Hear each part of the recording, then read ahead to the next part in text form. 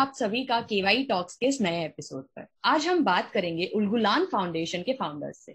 Ulgulan meaning revolution. ये foundation की शुरुआत की थी नितेश भारद्वाज, राकेश पावरा और अर्जुन पावरा ने मिलकर। इनका बेस महाराष्ट्र के नंदुरबार जिला में है, जहाँ के लोकल्स है राकेश और Arjun. Nandurbar is called a land of tribals. Land of tribals के नाम से जाना जाता है। ट्राइबल्स यानी आदिवासी समूह। 2017 में आदिवासी जन जागृति से पहल हुई थी उलगुलान फाउंडेशन की। इस पहल द्वारा इनका मिशन है लोकल लोगों को अपने राइट्स और सरकार से मिलने वाले स्कीम्स के बारे में जागरूक करना, झूठी और आधी न्यूज को लोगों तक पहुंचने से रोकना, ट्राइबल डेवलपमेंट, सोशल अवेयरनेस और सस्टेनेबल लाइवलीहुड यानी स्थायी आजीविका उपलब्ध करवाना in the district of Nandurbar. ये आदिवासी जन जागृति का मुख्य उद्देश्य है। हाइपर लोकल जर्नलिज्म का उम्दा एग्जाम्पल है उलगुलान फाउंडेशन। ये लोकल वॉलंटियर्स के साथ मिलके सोशल कॉजेस पर अवेयरनेस वीडियोस बनाते हैं अपने मोबाइल फोन्स पर। ऐसे ही इनके कुछ वीडियोस काफी वायरल भी हो चुके हैं और यूएन ने यानी यूनाइटेड नेशंस ने अपने 50 मोस्ट इनोवेटिव इनिशिएटिव्स के लिस्ट में उलगुलान फाउंडेशन को रिकॉग्नाइज भी किया है। They are changing lives one video at a time. जानते हैं और straight from the founders themselves. Hello Nitesh ji, hello Arjun ji और hello Rakesh ji. Welcome to KY talks. Hello. तो सबसे पहले तो ये जानना बनता है कि आप तीनों मिले कैसे। अब मुझे ये पता है कि राकेश जी और अर्जुन जी नंदुरबार के लोकल्स हैं, but Nitesh was new Nandurbar के लिए, वो काफी न्यू थे। तो आप तीनों मिले कैसे और ये उलगुलान की शुरुआत कैसे हुई? राकेश जी, आप बताएंगे हमें? हाँ, नितेश भारद्वाज सर से हमारी मुलाकात चाय पे हुई थी धड़गांव में। उस time Nitesh Bhardwaj sir SBI fellowship के तहत आए थे धड़गांव में। तो शाम को हम जहाँ हम चाय पीते हैं वहाँ मैं चाय पीने गया। वहाँ नितेश सर और कृषाणु कोन्ना करके एक और उनके साथी थे, उनके साथ ये चाय पी रहे थे और हिंदी में बात कर रहे थे। मैंने सोचा कि हिंदी में बात करें तो कहीं बाहर से ही आए होंगे। मैंने पूछा कहाँ से हो, ऐसा। तो फिर हर रोज हमारी मुलाकात चाय पे होने लगी और धीरे धीरे दोस्ती बढ़ी। इसी से हमारी पहली मुलाकात चाय पे ही हुई। और Nitesh, how was your experience in Nandurbar and मतलब what motivated you to start Ulgulan foundation with these locals? इनके साथ आपको उलगुलान फाउंडेशन करने का मन या मोटिवेशन कहाँ से मिला? ओके, सो जैसा राकेश भाई ने बताया कि मैं एसबीआई फेलोशिप के थ्रू गया था। धड़गांव ब्लॉक है नंदुरबार में, वहां पर। जब मैं वहां गया था 2016 अगस्त में मैं वहां गया था, तो I started a newspaper there. College वहाँ एक है, उन कॉलेज के बच्चों के साथ में हमने एक न्यूज़पेपर शुरू किया। आइडिया ये था कि नंदुरबार में कम्युनिकेशन गैप बहुत हाई है, इंफॉर्मेशन पॉवर्टी है बहुत ज्यादा। स्कीम्स है बट स्कीम्स का बेनिफिट कैसे उठाया जाए ये इसकी जानकारी काफी कम है। न्यूज़पेपर्स की रीच नहीं है, टेलीविजन नहीं है बिकॉज इलेक्ट्रिसिटी की बहुत किल्लत है वहां पे। तो ये सारी प्रॉब्लम्स थी। इसका जो सॉल्यूशन हो सकता था वो हो सकता था हाइपर लोकल जर्नलिज्म। तो पहले न्यूज़पेपर की शुरुआत हुई, बट न्यूज़पेपर की अपनी बहुत सारी लिमिटेशंस हैं। तो उस लिमिटेशन को कैसे हटाया जाए, और इसका आइडिया भी राकेश भाई, अर्जुन भाई की तरफ से आया कि हम फिल्म्स बना सकते हैं यानी। एंड बात यही हुई कि हम खाने पे बातचीत कर रहे थे और राकेश भाई ने कहा कि क्या हम फिल्म बना सकते हैं क्या, और मैंने उनसे कहा कि हाँ, मोबाइल पर हम एक फिल्म बना सकते हैं। एंड इसी से आइडिया ग्रो हुआ कि हम फिल्म्स बनाते हैं। शॉर्ट फिल्म हमने बनाई।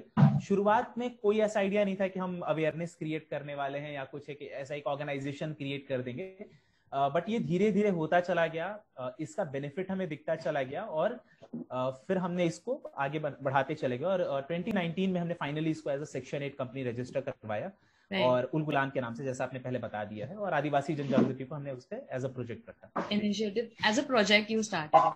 तो मैं अर्जुन जी से भी जानना चाहूंगी। अर्जुन जी, आप म्यूट पर हो।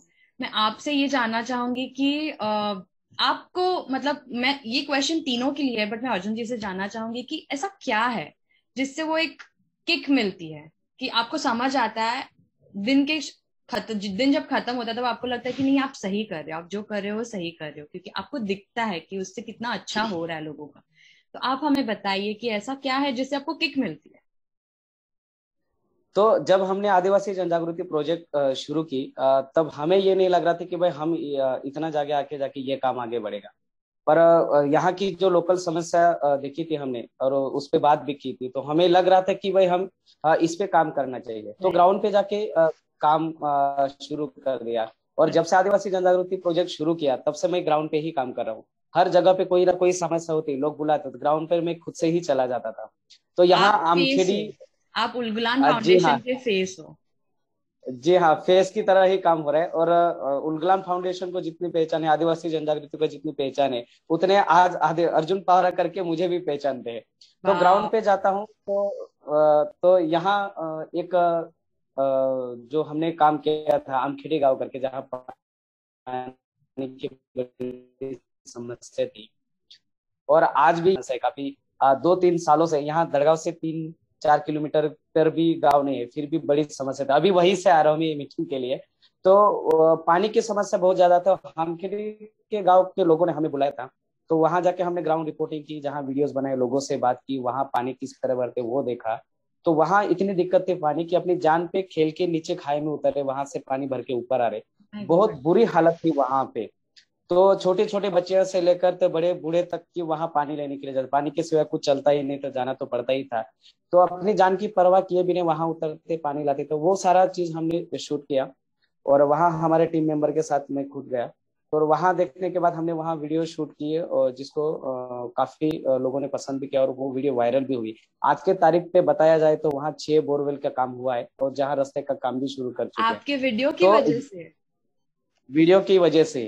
तो यही काम है और यही जो इम्पैक्ट है, इस इम्पैक्ट की वजह से हमें जो आदिवासी जनजागृति प्रोजेक्ट पे काम करने के लिए किक मिलते हैं, तो यही सेटिस्फेक्शन होता है कि लोगों के लिए हम अच्छा काम कर रहे हैं। यही हमारे लिए किक की काम और की मतलब तरह काम जैसे कि आप लोकल लोगों तक तो उनके राइट्स के बारे में अवेयरनेस भी बना ही रहे हो, उनको अपने राइट्स के बारे में जागरूक कर ही रहे हो, बट आप दुनिया को भी बता रहे हो कि नंदुरबार डिस्ट्रिक्ट में ऐसे ऐसे प्रॉब्लम्स भी है जो आप सिर्फ गवर्नमेंट तक नहीं तो दुनिया तक पहुंचा रहे हो।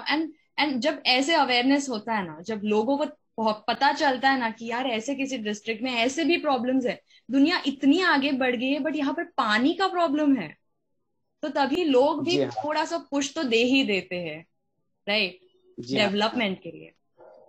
तो मैं और नेक्स्ट मेरा क्वेश्चन आपसे ये है कि जैसे आपने शुरुआत की होगी उलगुलान फाउंडेशन की आदिवासी जन जागृति प्रोजेक्ट की, ऐसे कोई कोई बाधाएं आई होंगी, कोई कोई प्रॉब्लम्स आए होंगे जिनके वजह से शायद जैसे आपने प्लान किया हो वैसे प्लान आपका चल नहीं पाया हो, आपको थोड़े चेंजेस करने। तो ऐसी कौन सी बाधाएं है और आपने ऐसी बाधाएं कैसे पार की?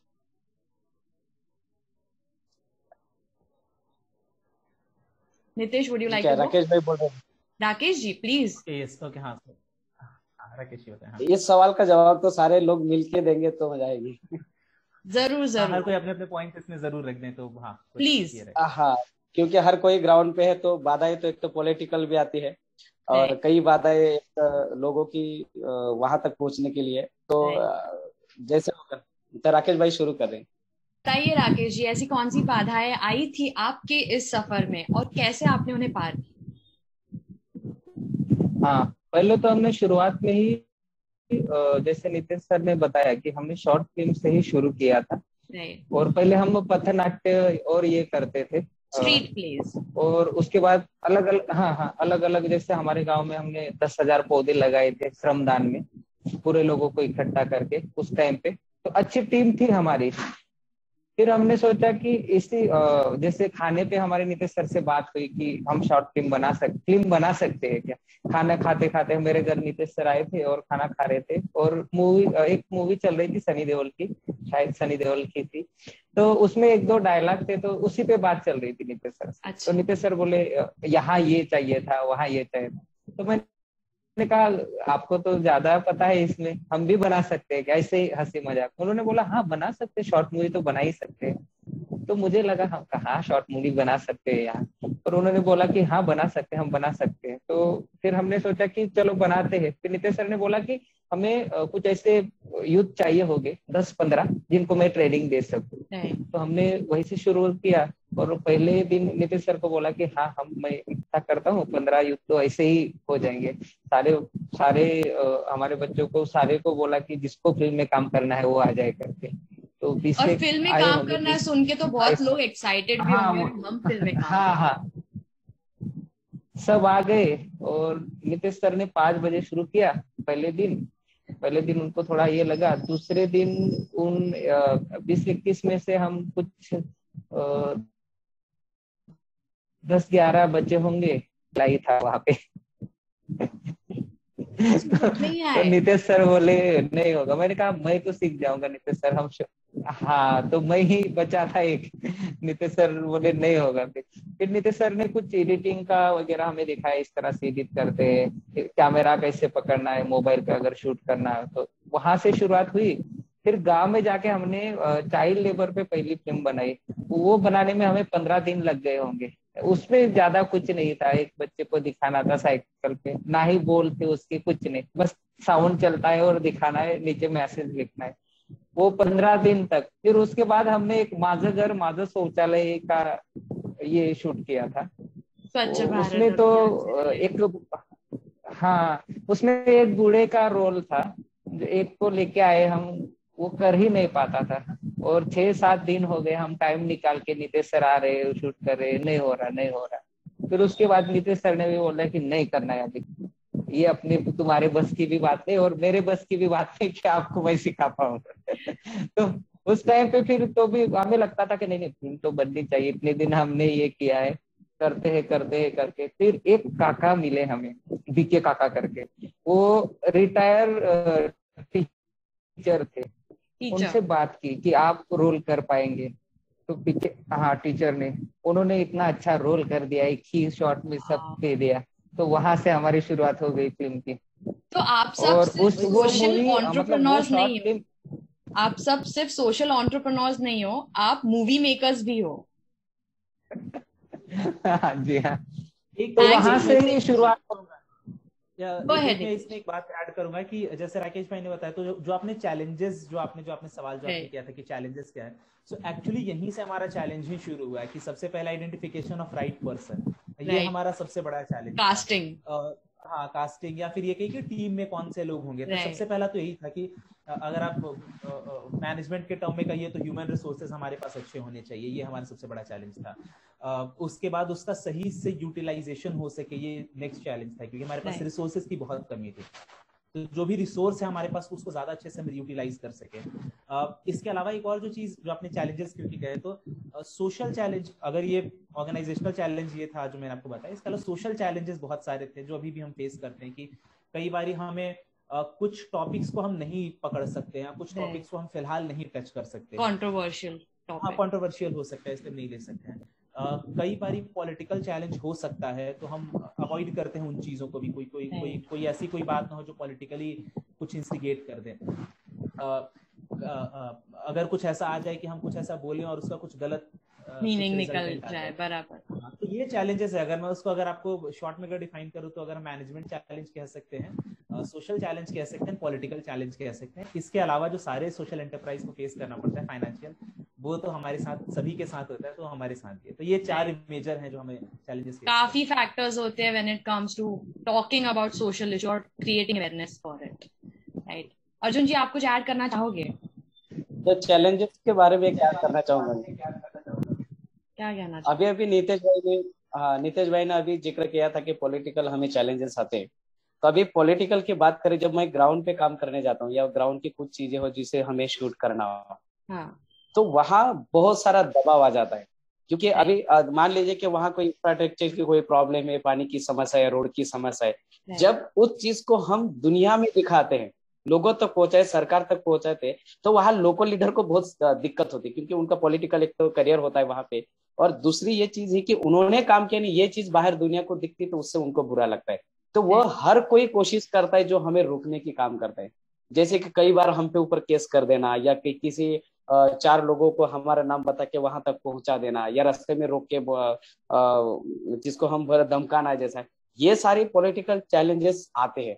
पर उसके सामने बस एक ही ये होता कि भाई उनका जो नहीं किया वो काम दुनिया को पता चली जाता है। इसके वजह से हमें ये चीज बहुत बार, मतलब ग्राउंड पे तो बहुत बार इसको फेस करना पड़ता है। ये सबसे बड़ी चैलेंजेस होती है ग्राउंड पे काम करने की। राइट। कभी कभी कुछ पॉलिटिकल पावर्स रोक भी सकते हैं या जानबूझ के वैसे बैरियर्स क्रिएट कर सकते हैं कि आप अपना काम सही से ना कर पाओ, हो सकता है ऐसा कभी कभी।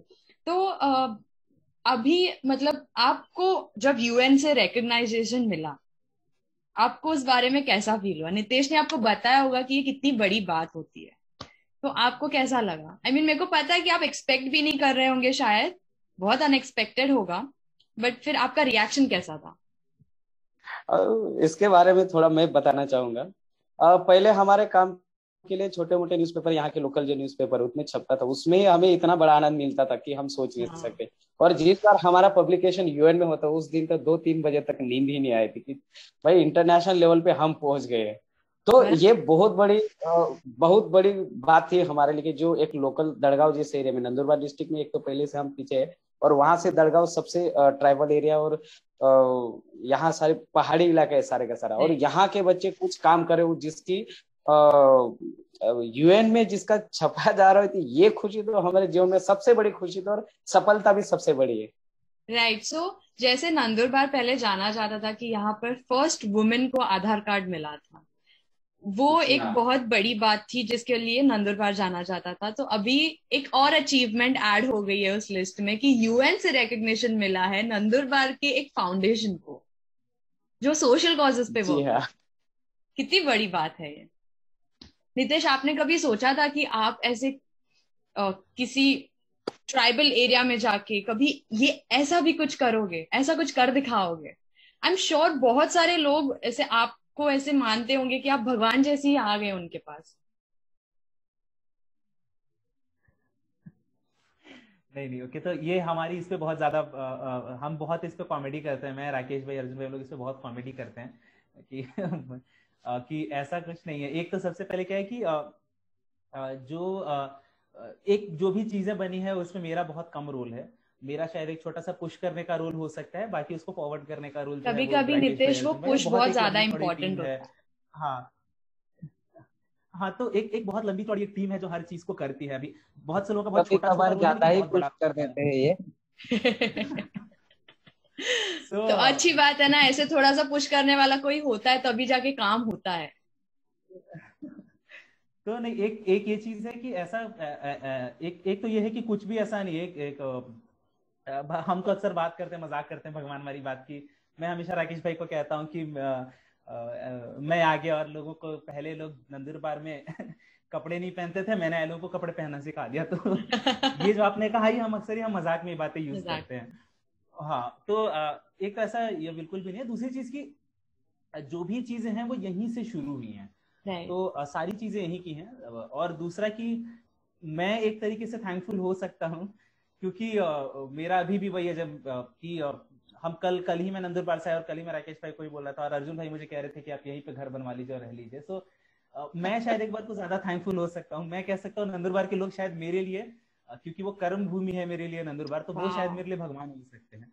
सो ऐसा है। और बाकी ये था, मुझे ये पता था कि क्योंकि ये अपने आप में बहुत ही इनोवेटिव प्रोजेक्ट है और धीरे धीरे चीजें बनती चली गई। वही कि कभी हमने सोचा नहीं था, फिल्म बनाना नहीं सोचा था, फिल्म बन गई। फिल्म से अवेयरनेस क्रिएट करना नहीं सोचा था, लेकिन ये राकेश भाई का आइडिया था कि अवेयरनेस क्रिएट कर सकते हैं। अवेयरनेस के बाद उस पर हम न्यूज बना सकते हैं, लोकल इश्यूज को उठा सकते हैं। ये ना मेरा आइडिया था, ना राकेश भाई का आइडिया था, ये अर्जुन भाई का आइडिया था कि अब इससे हम लोकल इश्यूज को उठाते हैं। तो ऐसा था कि एक छोटी सी शुरुआत हुई कि हाँ ठीक है, मैंने सिर्फ फिल्म बनाने सिखाया, फिर मैं निकल गया। राकेश भाई ने उससे अवेयरनेस क्रिएट करने का काम शुरू किया और वो निकल गए।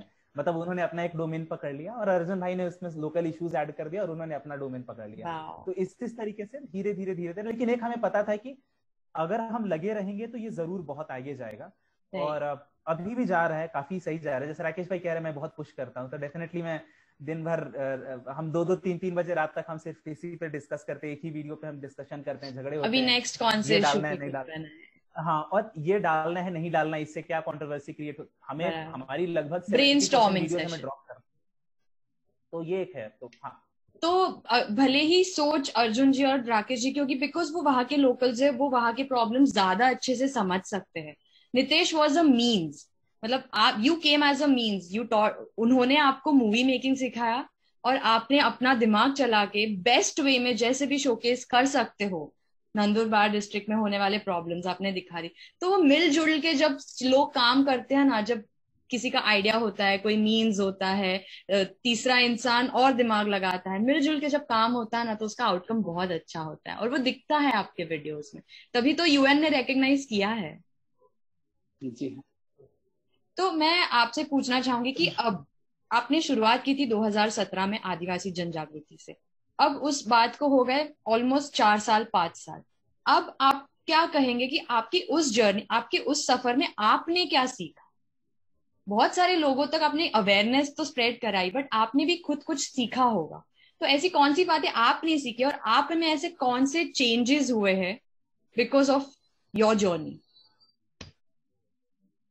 राकेश जी, आप बताइए। अभी बोला नीतीश सर ने, मतलब 2017 से अभी तक हम सीख ही रहे हैं मैडम। जैसे कि हर कोई चीज, जैसे हमें जैसे अर्जुन ने ग्राउंड रिपोर्ट किया कि वहां पानी की समस्या है, तो हमें पहले पढ़ना पड़ता था कि इस समस्या को लेकर कहाँ जा सकते हैं, और तो पूरा, और लोगों को सिखाना भी है हमें, क्योंकि लोगों को ही बताना है कि उनकी समस्या खुद वो सॉल्व करे इस तरह से। तो लोगों को पता नहीं था, ग्राम पंचायत, सिर्फ ग्राम पंचायत में जाना है, सरपंच से बात करनी, ग्राम सेवक से बात करनी, बस यही, आगे का कुछ पता नहीं। और उन्हें भी पता नहीं और हमें भी पता नहीं था मैम। तो हम इसीलिए पढ़ते थे हम, जिस चीज के बारे में पढ़ना, अगर किसी का राशन पढ़ ले कि जीआर में क्या है, ये पूरा पढ़ के हम उस पे स्टडी करके ही ये काम करते थे, और लोगों को भी सिखाते थे। मतलब खुद सीखा और फिर लोगों में वो अवेयरनेस। हाँ, खुद सीखा, हाँ, अवेयरनेस, क्योंकि लोगों को पता ही नहीं। फिर हमने ऐसे वीडियो शुरू किए बनाने, जैसे अभी वृद्धप कार्ड योजना है, पेंशन योजना है, तो उस योजना का लाभ कैसे ले सकते हैं, किस टेबल पे जाके हमें देना है, कहाँ अर्जी करना है, ये ऐसे वीडियो बनाना शुरू कर दिए। अगर आधार कार्ड निकालना है तो कहाँ जाना है, ये भी लोगों के लिए लोकल लैंग्वेज में हमने वीडियो बनाए कि लोगों को पता चले कि कहाँ जाना है, और इसकी फीस कितनी लगती है, अगर कोई फीस मांगता है तो आप कहाँ अर्जी डाल सकते हैं, ये भी लोगों को पता चल गया। मतलब जैसे अर्जुन ने बोला कि बहुत चैलेंज आते हैं, तो ये भी हमें ज्यादा चैलेंज आते थे कि हमें पढ़ना पड़ता था हर चीज। नीतीश सर से कॉल करते, नीतीश सर को बोलते, नीतीश सर इसका जीआर देखिए तो डालिए, तो क्या कर सकते हैं इस पे। आंगनवाड़ी का कुछ इश्यू हुआ तो नीतीश सर को हम बोलते थे कि ऐसा ऐसा इश्यू है, इस पे क्या हम कर सकते हैं, आप इसका भी लेटेस्ट जो जीआर होगा वो सेंड कीजिए। तो पहले उसको पढ़ते थे कि तो मतलब आप कितनी पढ़ाई सीख ही रहे मैडम, किसी भी टॉपिक पर वीडियो या अवेयरनेस क्रिएट करने के लिए आप खुद कितनी पढ़ाई करते हो? हाँ, तो हम पहले पढ़ाई करते हैं कि जैसे कि मैंने जेआर की बात की, तो जैसे कोई अभी खावटी योजना आई है, उस पे हमने वीडियो बनाए, तो कई सारे लोग हमें कांटेक्ट करते, कॉल करते और पूछते हैं कि कैसे मिलेगा, क्या मिलेगा, कितना मिलेगा, तो इसके लिए क्या करना पड़ेगा। तो पहले हमें खुद पढ़ना पड़ता है, क्योंकि लोगों को, और पढ़ के हम लोकल लैंग्वेज में ही, जैसे हमारा मेन यूट्यूब तो नहीं है मैम, यूट्यूब पे जो हम वीडियो डालते हैं तो ऐसे ही डालते हैं, हमारा मेन उद्देश्य तो यही है कि लोगों तक हमारी बात पहुंचे। तो यहाँ नेटवर्क का इश्यू है, हम ऐसे ही मतलब जैसे इस पे हेल्थ पे, अगर कोई जैसे कोविड के सारे वीडियो जो है हमारे, तो यहाँ के एनएम है वो दिखाते हैं, और ग्राम सेवक दिखाते हैं गांव में जाके लसीकरण लेना चाहिए, क्योंकि लोकल लैंग्वेज में है वो। जैसे सिकल सेल पे हमने लोकल लैंग्वेज में बनाया, तो लोग ग्राम पंचायत में ये हेल्थ वाले, अभी जैसे शौचालय पे हमने फिल्म बनाई थी, वो तो शौचालय की गाड़ी पे चलाते हैं लोग, नंदुरबार की जो गाड़ी है उस पे हमारे वीडियो दिखाते हैं। तो इस तरह से छोटे मोटे वीडियो भी हम चला देते हैं, लोगों तक तो पहुंचे वहां तक। और जैसे अभी वैक्सीन के लिए लोगों में अवेयरनेस करना, सबको टास्क दिया गया था, जैसे एनएम ताई हो, जिला परिषद के टीचर हो, ये सारे लोग हमारे वीडियो का यूज करते हैं, वो हमारे ही वीडियो दिखाते हैं मोबाइल पे जाके, क्योंकि वो लोकल लैंग्वेज में होता है। एडवर्टाइजमेंट्स बहुत यूजफुल होते हैं, एडवर्टाइजमेंट से आप बहुत सारे लोगों को मोटिवेट कर सकते हो वैक्सीन लेने के लिए, या जो भी दूसरा सोशल कॉज होगा। बट ये शायद किसी ने सोचा ही नहीं होगा कि सारे लोग ये हिंदी, मराठी, इंग्लिश जो कॉमन लैंग्वेजेस है, ये एडवर्टाइजमेंट शायद समझ ना पाए, शायद उनको उनकी समझ तक वो बात पहुंच ही ना पाए जो उन एडवर्टाइजमेंट्स में दिखाया जा रहा है। तो लोकल लैंग्वेजेस में ये एडवर्टाइजमेंट्स होना बहुत ज्यादा इंपॉर्टेंट है, ये शायद ज्यादा लोगों ने सोचा नहीं होगा।